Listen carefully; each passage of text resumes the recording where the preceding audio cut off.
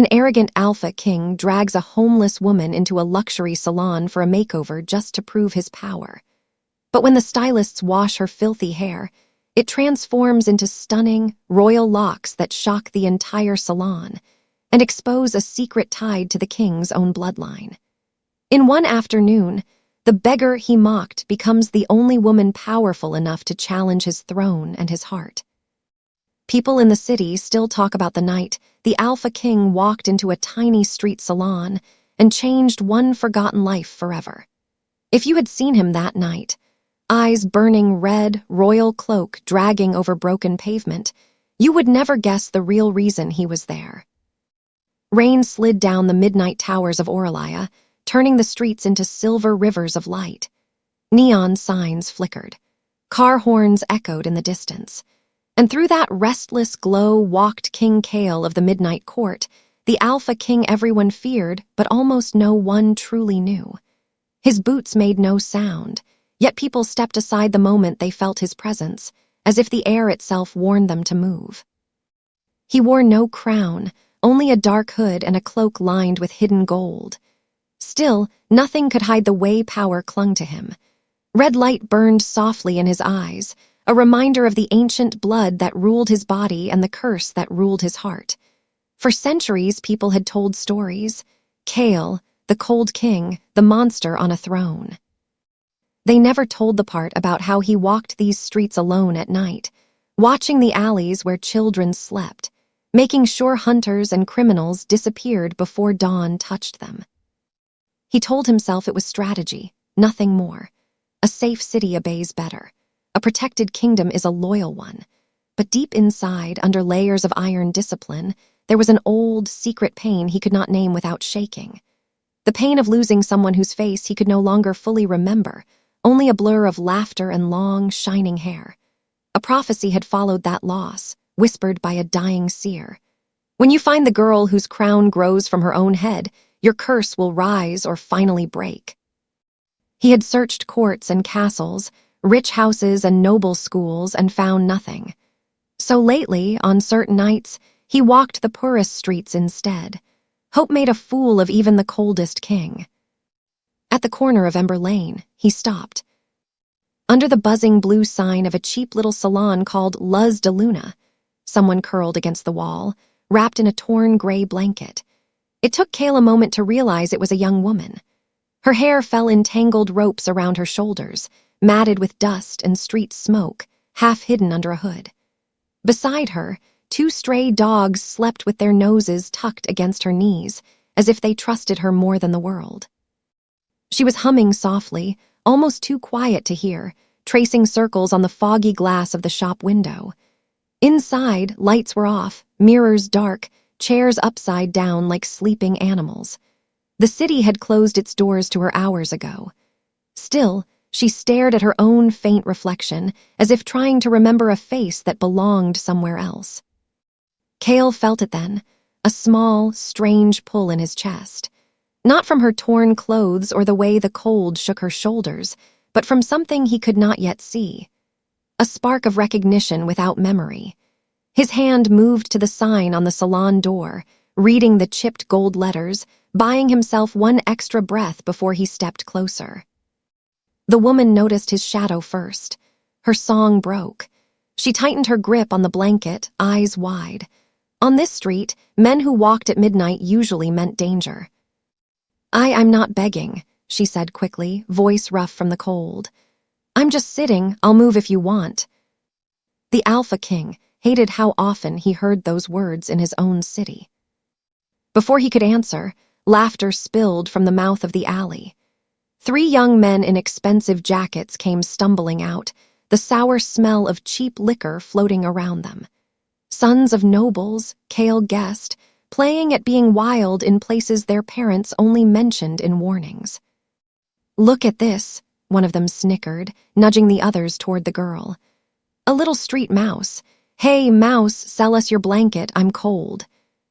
The girl held the blanket tighter but stayed silent. Kale saw the way her jaw set, the way her fingers shook but did not let go. Courage without protection, standing alone. It stirred something old and dangerous inside him. The tallest of the three reached for her blanket. He never touched it. Kale's gloved hand caught the boy's wrist in the air. The movement was calm, almost lazy, but the alley went silent. Invisible pressure rolled out from the Alpha King, a quiet storm that made the neon lights flicker and the stray dogs lift their heads. The boy turned, angry, ready to shout. The anger died the moment he saw Kale's eyes, those slow-burning embers in the shadow of his hood. Your Majesty," the boy stammered, face draining of color. Kale smiled, but there was no warmth in it. "Is this how future lords of my court entertain themselves? Stealing blankets from women who already have nothing?" "No, sire, we were just..." "Leaving," Kale finished. He released the boy's wrist with a small, precise twist that made the young man wince but did no real harm. "Go home, and tomorrow each of you will send a full winter wardrobe to the shelters of Ember Lane. If I hear you did not..." He let the last word hang in the air, unfinished but heavy. They ran.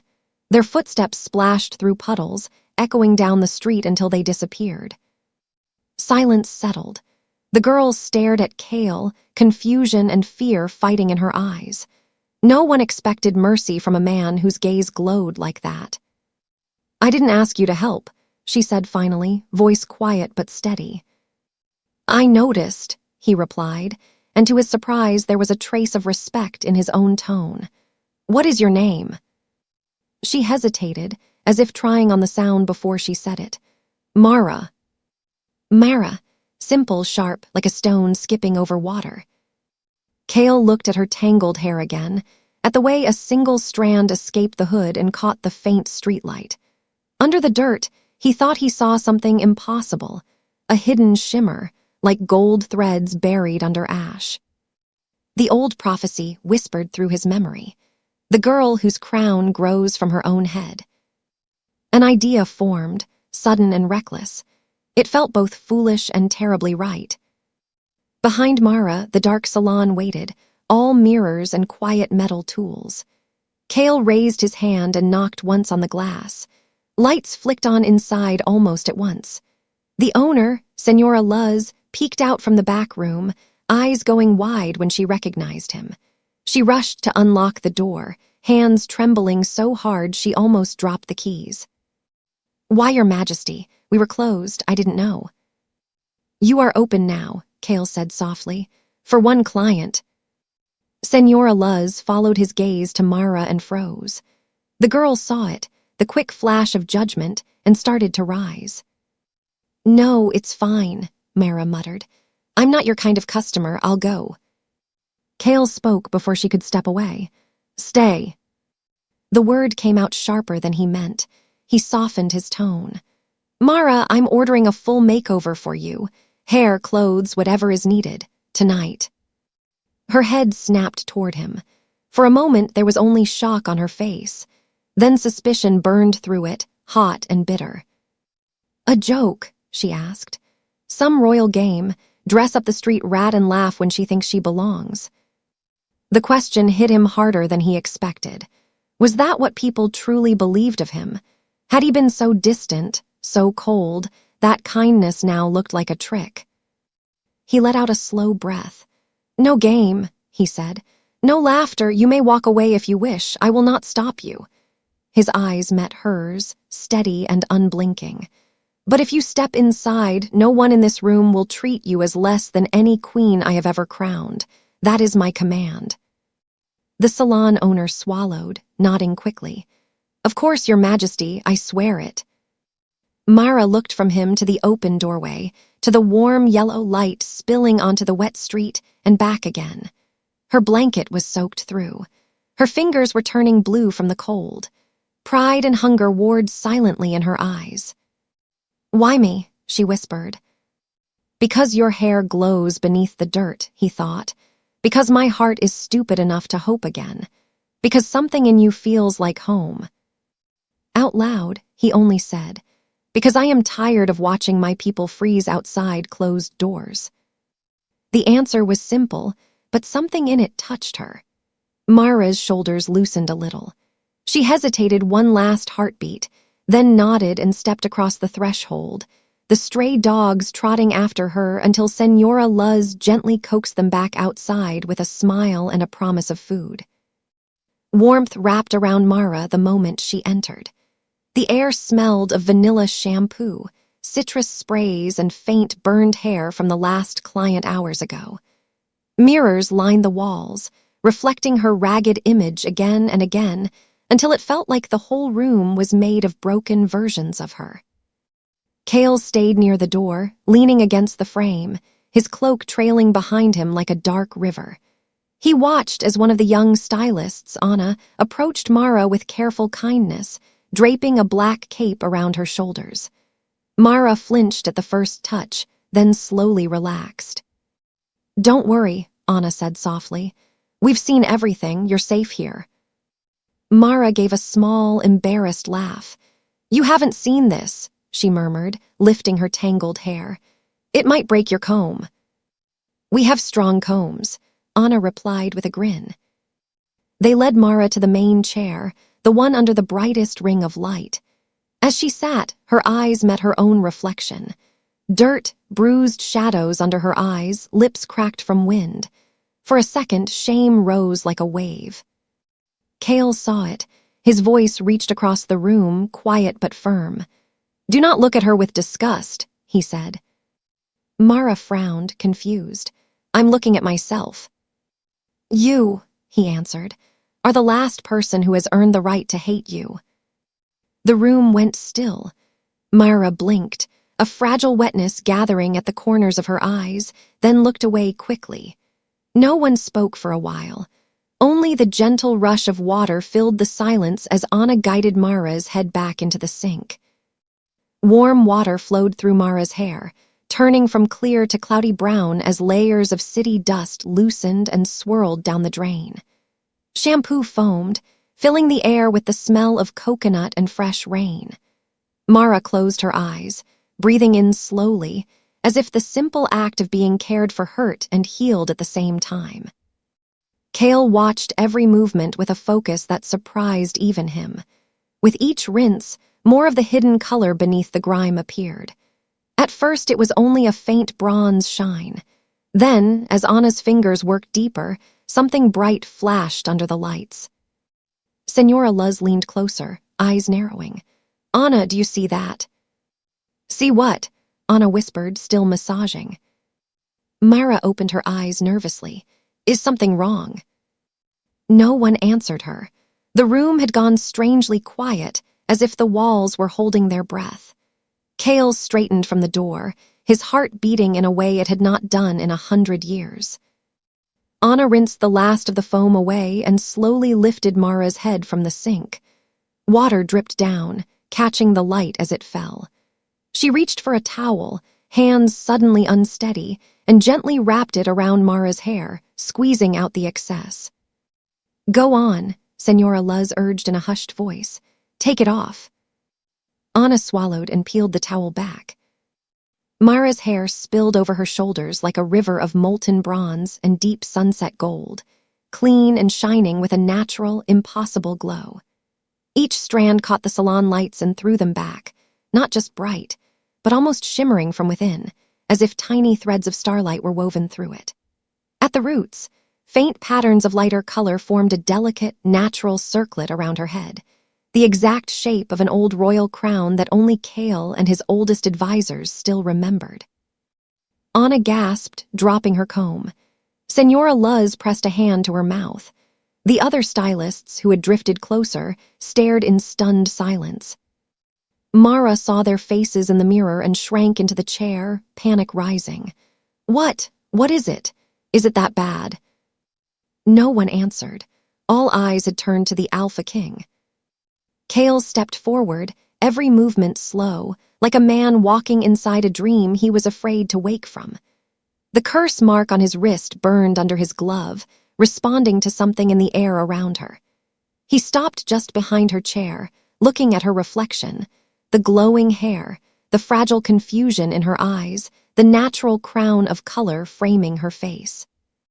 For a long, heavy moment, The king, who never showed emotion, looked like a man whose world had just cracked open. He reached out, not quite touching her, his voice low and rough. "It's not bad," he said. "It's impossible." Mara turned her head slightly, searching his expression in the mirror. "What do you mean?" Cale's throat worked. An old name, buried for so long he had almost forgotten how it felt, rose to his tongue. He took one unsteady step closer, the room so silent they could all hear the soft rustle of his cloak. When he finally spoke, the word left his lips like a prayer and a curse at the same time. "Dawn Queen," he whispered. Mara's fingers tightened on the armrests. Why did you call me that?" she asked, her voice shaking. Cale stared at her shining hair, at the living crown she did not know she wore. And for the first time in centuries, the Alpha King did not have an answer. The lights buzzed overhead.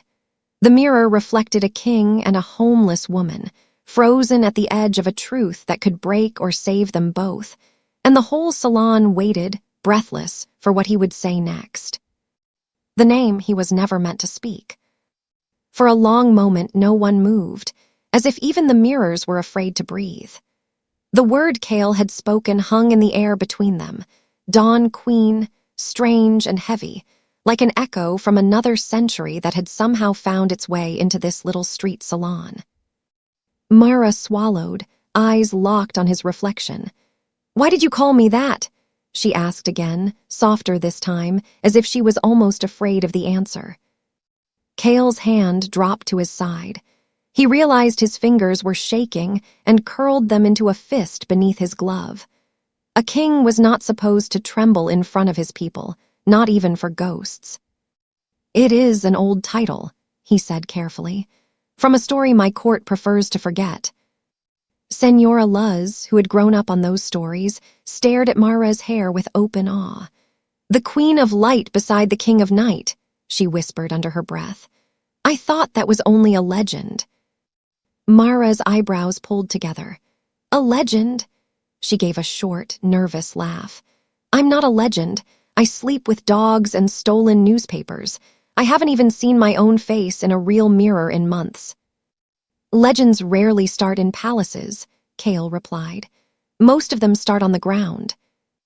He stepped around the chair so he could see her without the glass between them.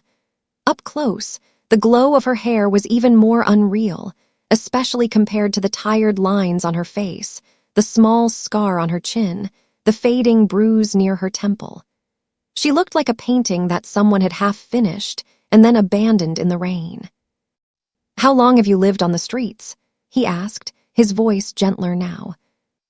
Mara shifted under the salon cape. "Depends when you start counting.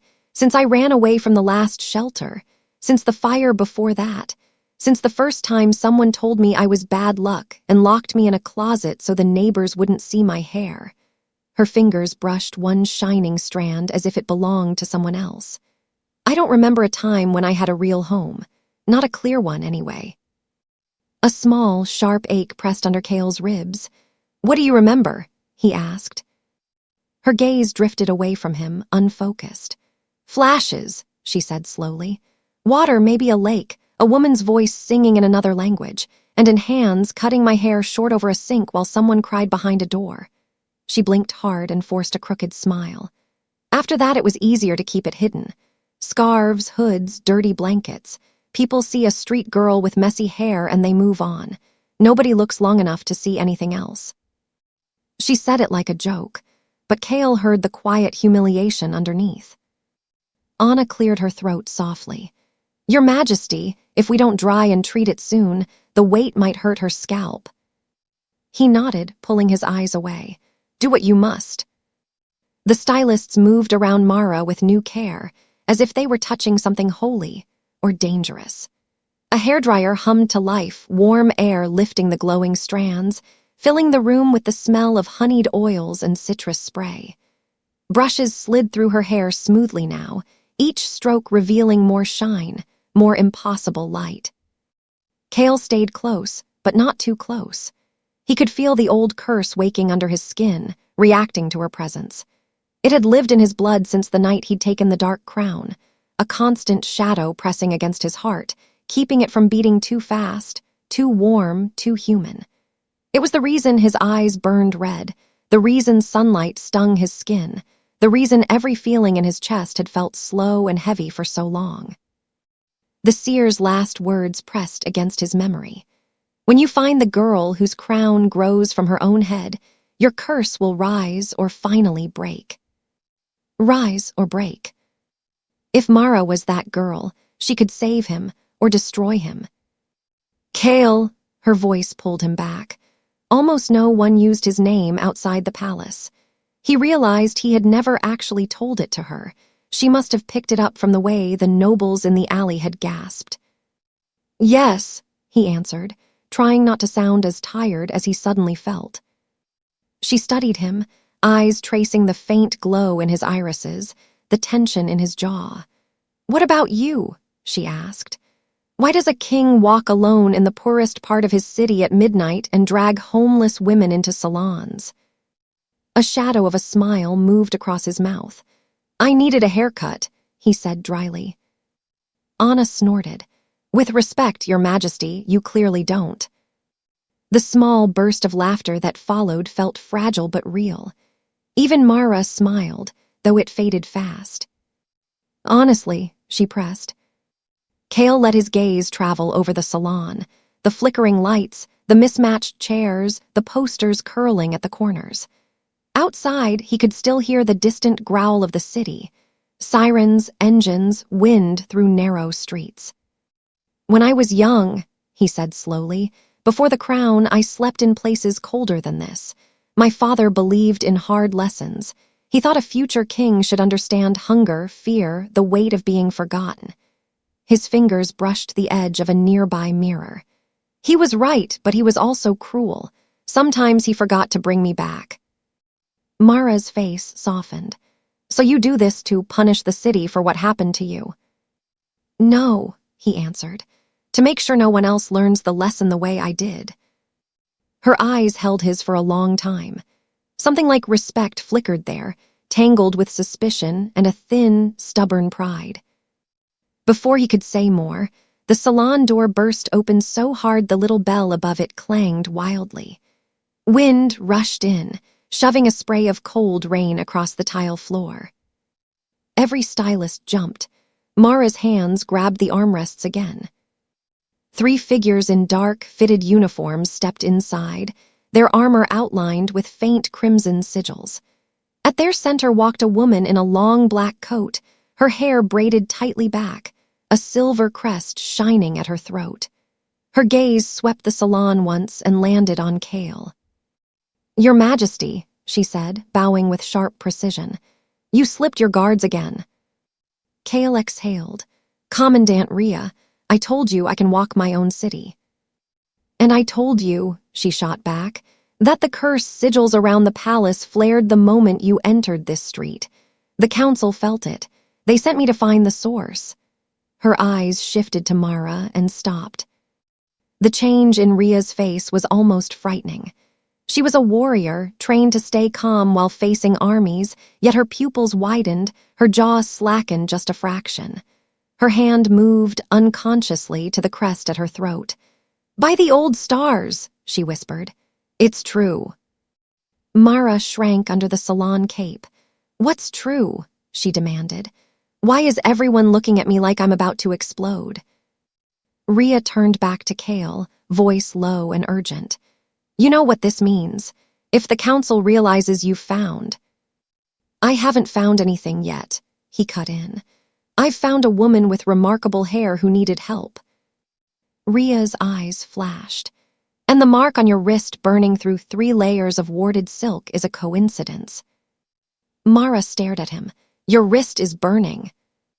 Kale ignored the sting under his glove. This conversation is not for public ears. It's already too late for that, Rhea said.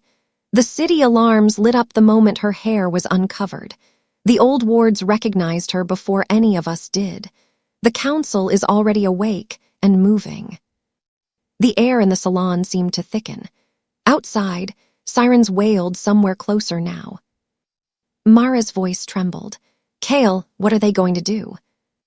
He looked at her, the girl who had slept in the rain, who had protected 2 stray dogs with nothing but a torn blanket and stubborn courage, who now sat wrapped in Salon black with a crown of living light on her head. He knew what the council would do with a prophecy girl if they reached her first. His decision dropped into place like a stone. "They are not going to touch you," he said.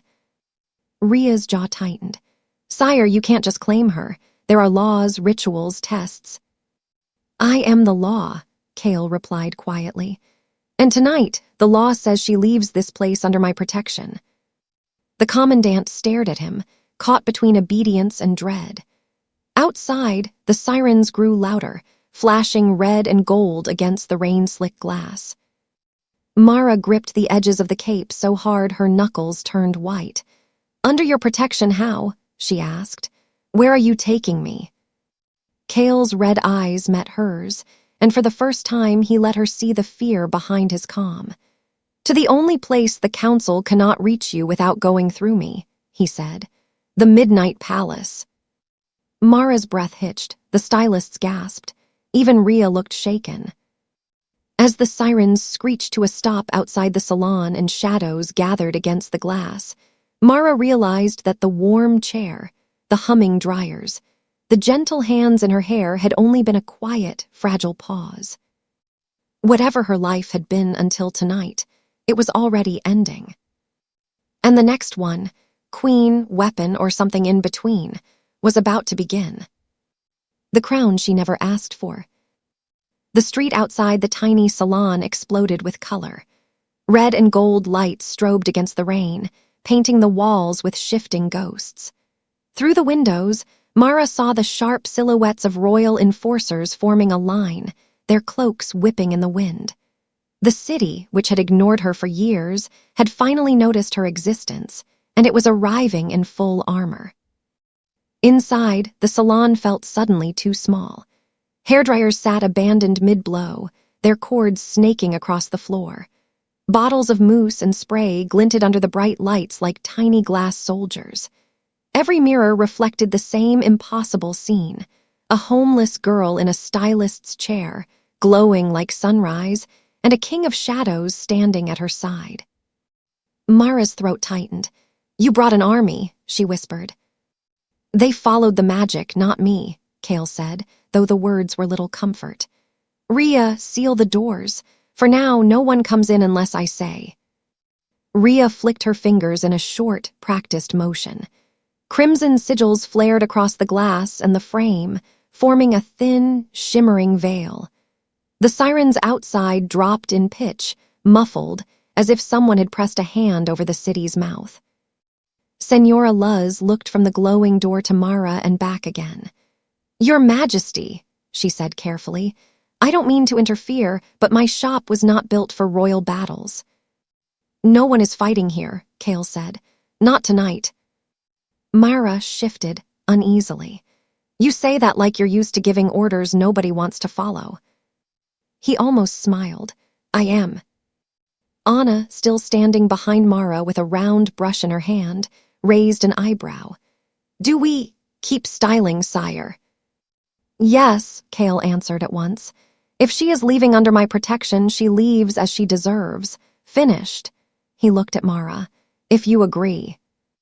It was such a small question, but it hit her harder than any command. If you agree. After a lifetime of being moved, pushed, turned away, locked out, the king was asking her. "I don't know how to be whatever you think I am," she admitted, "but I can sit still." "That is enough for now," he said. Anna resumed drying and curling, her movements slower, more reverent. Each turn of the brush coaxed Mara's hair into soft waves that caught and scattered the light. The natural circlet at her roots became clearer, a pattern of paler strands shaped like a delicate crown resting directly on her head. Ria watched, arms crossed over her chest. "The council will argue she belongs to the temple," she muttered, "or the academy, or the prophecy vaults. They'll want to test her, bind her, use her blood." Mara flinched. Kale shot Ria a warning look. They can argue all they like, he said. By the time they finish their first sentence, she will already be registered as a royal ward. Ward, Myra repeated.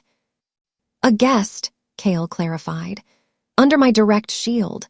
No one can summon you, touch you, or study you without my permission.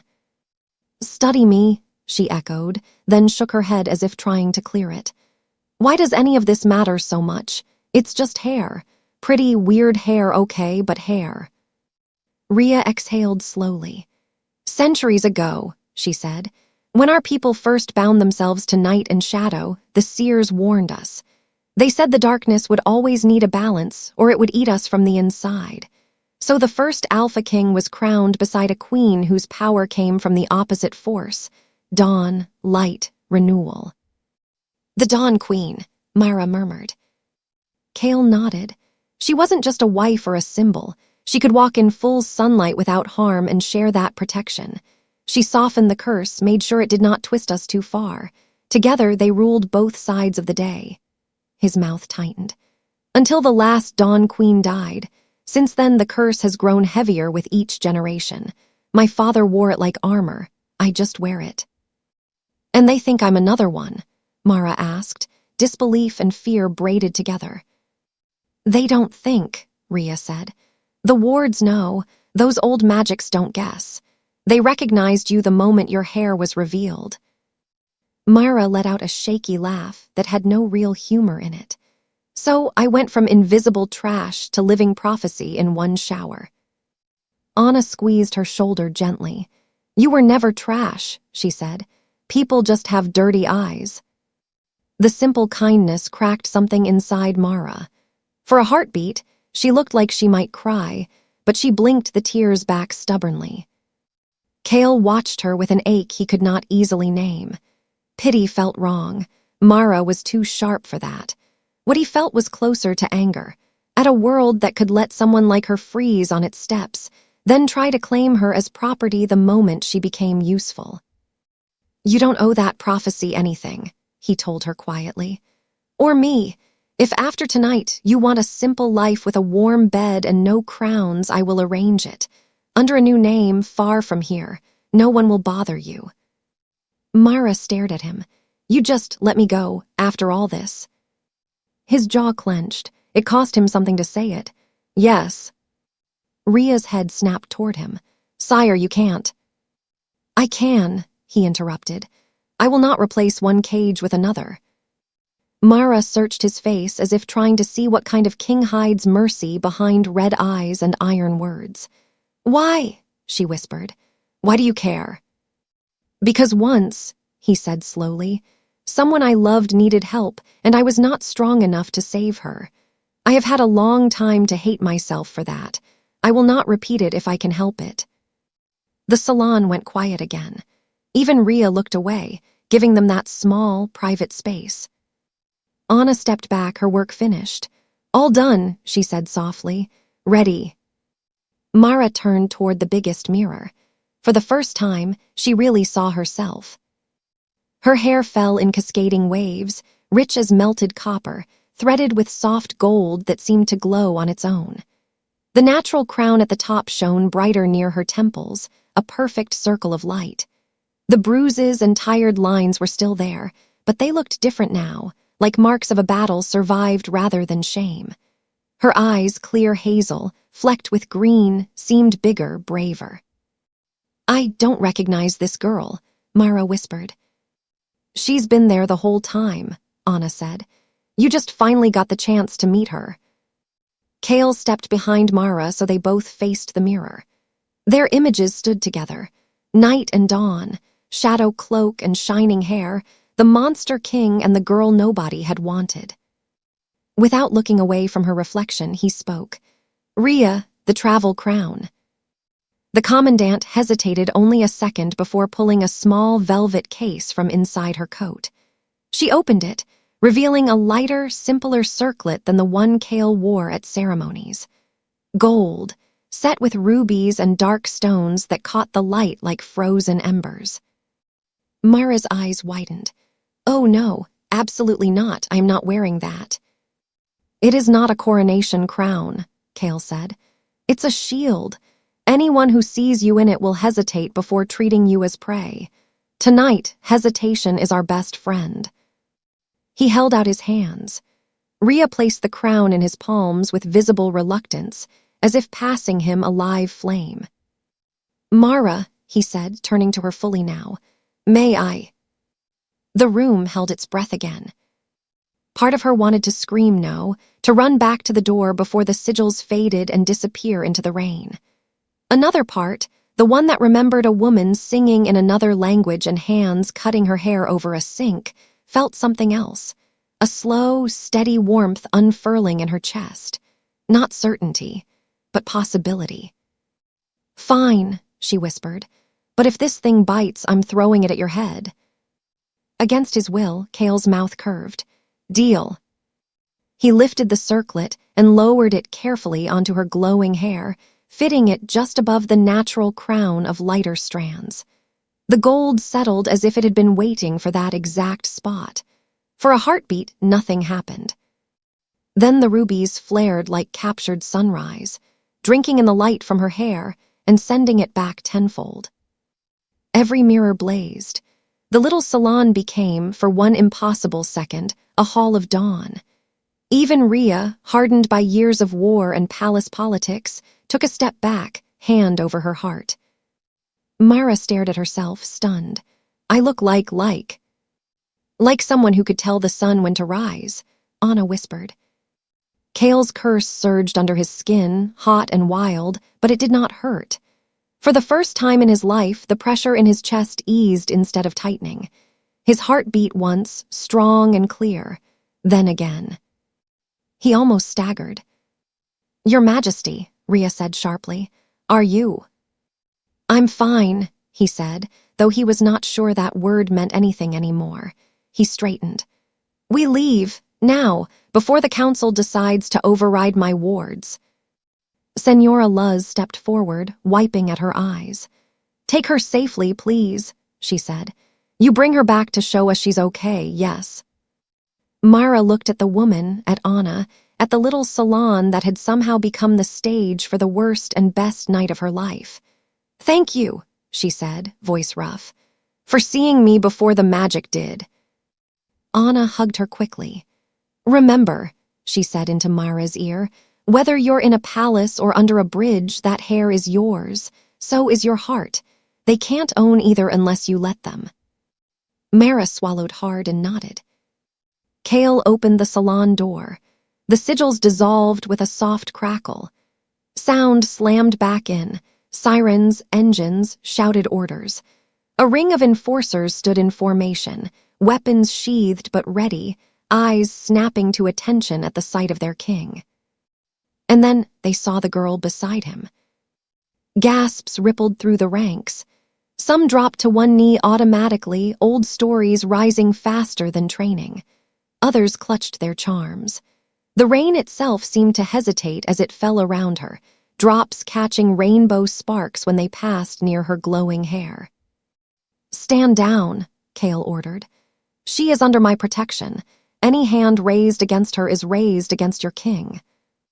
Rhea signaled, and the formation shifted, opening a path toward a waiting obsidian car marked with the royal crest. Its door hung open like a dark mouth. Mara stared at it, her heart pounding so loudly she was sure the entire street could hear. Behind her, the salon lights glowed warm and safe.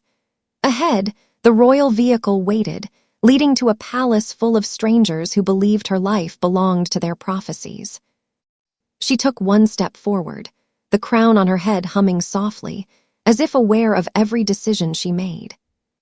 The moment her foot left the curb and touched the wet street, something impossible happened.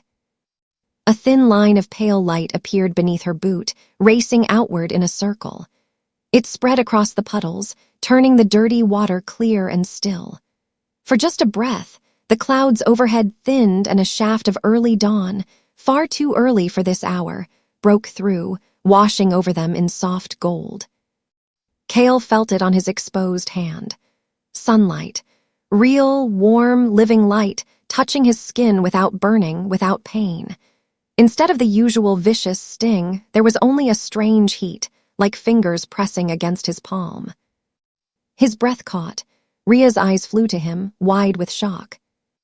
Mara looked up at the impossible patch of sky, then down at her own glowing hair, then back at Cale. "Did I do that?" she whispered.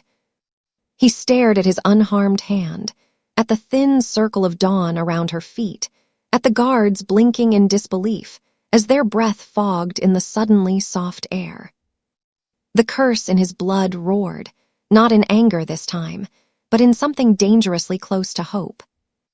"I think," he said slowly, voice shaking despite all his control, "that you just changed the rules of my entire kingdom." The shaft of sunlight flickered, as if considering them, then held steady. And as the first true warmth he had felt in years spread up his arm, the Alpha King understood that taking Mara to the Midnight Palace would not just protect her from the Council. It might also expose every secret he had tried so hard to bury, including the one that could break both of their hearts.